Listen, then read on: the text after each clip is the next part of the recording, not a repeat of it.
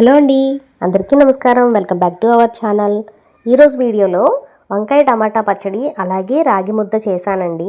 నేను ఎలా చేశానో చూపిస్తాను రండి. ముందుగా స్టవ్ వెలిగించుకొని ఒక 3 టేబుల్ స్పూన్లంత ఆయిల్ వేసుకొని ఆయిల్ వేడెక్కిన తర్వాత ఒక 20 నుంచి 25 పచ్చిమిరకాయలు వేసుకోండి.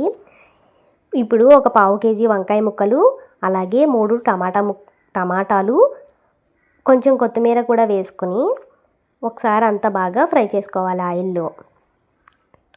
ఇలా అంతా ఒకసారి బాగా ఫ్రై చేసుకున్న తర్వాత ఒక అర స్పూన్ అంత పసుపు అలాగే 1 స్పూన్ రాళ్ళ ఉప్పు, మీ రుచికి తగినంత ఉప్పు వేసుకోండి. నేనైతే 1 స్పూన్ వేస్తున్నాను.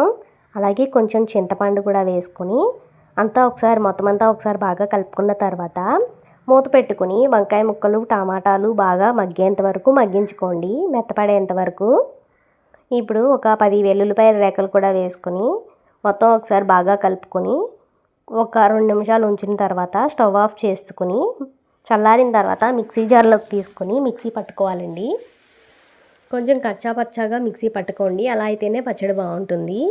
ఈ పచ్చడి అన్నంలో కానీ మామూలు రోజు వేసుకునే అట్లలో దోశల్లో కానీ చాలా బాగుంటుందండి. కొంచెం ఒక స్పూన్ జీలకర్ర కూడా వేసుకొని మిక్సీ పట్టుకోండి. ఇప్పుడు ఒక చిన్న టీ గ్లాసుడు బియ్యాన్ని శుభ్రంగా వాష్ చేసుకొని 1 గ్లాస్ బియ్యానికి 4 గ్లాసులు వాటర్ పోసుకొని ఉడికించుకోవాలండి అన్నాన్ని. అన్నం మామూలుగా మనం వండుకునేలా కాకుండా కొంచెం మెత్తగా ఉడికించుకోవాలి. చూసారు కదండి, కొంచెం దగ్గర పడి అన్నం కూడా కొంచెం మెత్తగా ఉడికింది. ఇప్పుడు మనం ఏ గ్లాస్తో అయితే వాటర్ పోసామో అదే గ్లాస్తో మరొక గ్లాస్ పోసుకోవాలండి వాటరు. అన్నం కూడా బాగా మెత్తగా అయిందో లేదో చూసుకున్న తర్వాత ఇప్పుడు ఏ గ్లాస్తో అయితే మనం బియ్యం పోసుకున్నామో అదే గ్లాస్తో 1 గ్లాస్ రాగిపిండి పోసుకోవాలండి. రాగిపిండి కూడా వేసుకున్న తర్వాత ఒకసారి మొత్తం స్ప్రెడ్ చేసుకొని ఒక 5 నిమిషాలు 6 నిమిషాల పాటు మూత పెట్టుకొని మగ్గించుకోండి.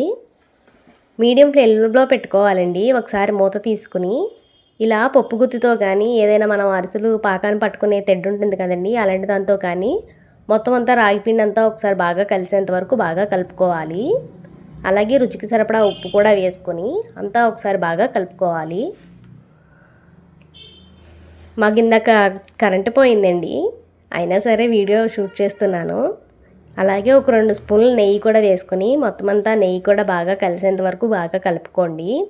మూత పెట్టుకుని ఒక 5 నిమిషాల పాటు కొంచెం మగ్గించుకుంటే సరిపోతుందండి. రాగిపిండి ముద్ద రెడీ అయిపోయినట్టే. వీడియో నచ్చినట్టయితే లైక్ చేసి షేర్ చేసి సబ్స్క్రైబ్ చేసుకోవడం మాత్రం మర్చిపోకండి. Thank you friends. Thank you for watching.